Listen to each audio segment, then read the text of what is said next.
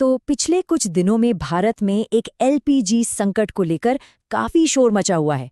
चारों तरफ बस यही खबरें हैं। रेस्टोरेंट्स ने तो बंद होने तक की धमकी दे दी और आम घरों में भी एक चिंता का माहौल बन गया। सवाल ये है कि आखिर ये सब कुछ अचानक हुआ क्यों? चलिए इस पूरे मामले की तह तक चलते हैं। देखिए, इस पूरी कहानी की जो शुरुआत है वो हुई सरकार के एक सप्लाई मैनेजमेंट ऑर्डर से। अब इसका मकसद था कि घरों में गैस की कमी ना हो, तो इसके लिए सरकार ने 3 सीधी सीधी बातें कहीं। पहला, रिफाइनरियां अपना एलपीजी प्रोडक्शन बढ़ाएं। दूसरा, पेट्रोकेमिकल्स में जो प्रोपेन और ब्यूटेन इस्तेमाल होता है उसे एलपीजी बनाने में लगाया जाए। और तीसरा, सबसे जरूरी, कि ये जो एक्स्ट्रा एलपीजी बनेगा ना, वो सिर्फ और सिर्फ घरेलू यानी हमारे घर के सिलेंडरों के लिए ही दिया जाएगा। ठीक है, ये सुनने में तो बिल्कुल सही लगता है। सरकार घरों की चिंता कर रही है, लेकिन फिर असली सवाल तो यही उठता है कि अगर मकसद घरों में गैस की सप्लाई को बचाना था, तो फिर देश भर के रेस्टोरेंट्स और होटल बंद होने की कगार पर क्यों पहुंच गए? और बस इसी सवाल में इस पूरे संकट की जड़ छिपी है। असम में हुआ ये कि सरकार के आदेश को एलपीजी डिस्ट्रीब्यूटरों के बीच में गलत समझ लिया गया। एक क्रिटिकल मिसइंटरप्रिटेशन हो गया। उन्हें ऐसा लगा कि सरकार ने कमर्शियल सिलेंडर की सप्लाई पर ही रोक लगा दी है। अब ये गलतफहमी क्यों हुई, इसे समझने के लिए ये जानना जरूरी है कि भारत में 2 तरह के सिलेंडर चलते हैं। एक तो है 14.2 किलो वाला घरेलू सिलेंडर, जो हमारे आपके घरों में आता है, जिस पर अक्सर सब्सिडी भी मिलती है। और दूसरा है वो 19 किलो वाला बड़ा कमर्शियल सिलेंडर। ये रेस्टोरेंट्स, होटल्स में इस्तेमाल होता है और इस पर कोई सब्सिडी नहीं होती। तो डिस्ट्रीब्यूटरों को लगा कि इस दूसरे वाले यानी कमर्शियल सिलेंडर पर ही रोक लग गई है। और इस एक गलतफहमी का असर, अरे वो तो तुरंत और बहुत भयानक तरीके से जमीन पर दिखने लगा। रेस्टोरेंट एसोसिएशन की तरफ से सीधे बयान आया कि भाई मुंबई के 20% होटल तो बंद हो चुके हैं और अगर यही हाल रहा तो जल्दी 50% तक बंद हो सकते हैं। और ये डर सिर्फ मुंबई तक ही नहीं रुका। बेंगलुरु से भी ऐसी ही डराने वाली खबरें आने लगी। गैस नहीं तो डोसा नहीं, मतलब शहर के जो सबसे मशहूर खाने पीने के ठिकाने थे, उन पर भी संकट के बादल मंडराने लगे। पैनिक, आप समझिए, बहुत तेजी से फैल रहा था। तो हुआ क्या, एक छोटी सी गलतफहमी ने डर की एक ऐसी लहर पैदा कर दी जो शायद किसी असली कमी से भी ज्यादा तेजी से फैली। डिस्ट्रीब्यूटरों ने सप्लाई रोक दी, रेस्टोरेंट्स बंद होने लगे और इस घबराहट को देखकर आम लोगों में भी जमाखोरी का माहौल बन गया, जिससे सप्लाई और ज्यादा बिगड़ गई।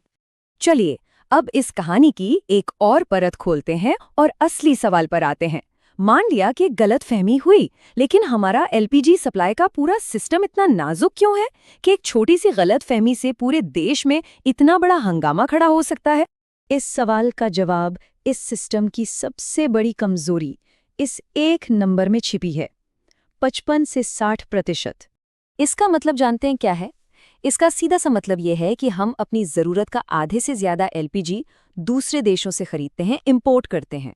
हमारे देश में सिर्फ 40 से 45% ही प्रोडक्शन होता है। और ये जो इंपोर्ट पर इतनी भारी निर्भरता है ना, यही हमें किसी भी बाहरी झटके के लिए बहुत ज्यादा सेंसिटिव बना देती है। तो हमारी इस कमजोरी के पीछे 4 मुख्य कारण हैं।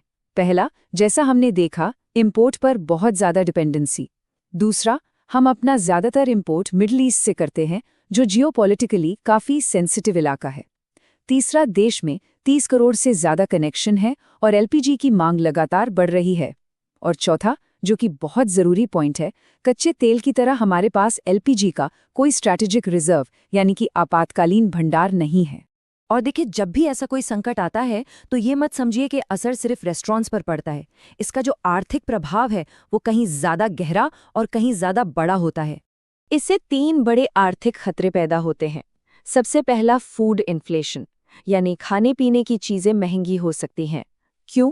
क्योंकि रेस्टोरेंट्स अपनी बढ़ी हुई लागत ग्राहकों से ही वसूलेंगे। दूसरा, हॉस्पिटैलिटी सेक्टर, जो पहले से ही बहुत कम मार्जिन पर काम करता है, उस पर और ज्यादा दबाव बढ़ेगा। और तीसरा, हमारी गली मोहल्लों के जो स्ट्रीट फूड वेंडर्स हैं, जो अनौपचारिक क्षेत्र का हिस्सा हैं, उन्हें भी भारी नुकसान झेलना पड़ सकता है। तो अब सवाल ये है कि इस संकट से निपटने के लिए हो क्या रहा है? 2 लेवल पर काम चल रहा है। एक है तत्काल उपाय, मतलब जो फौरन किया जा रहा है, जैसे घरों की सप्लाई को प्राथमिकता देना, दुनिया भर में कीमतों पर नजर रखना और जमाखोरी रोकने के लिए री बुकिंग का समय 25 दिन करना।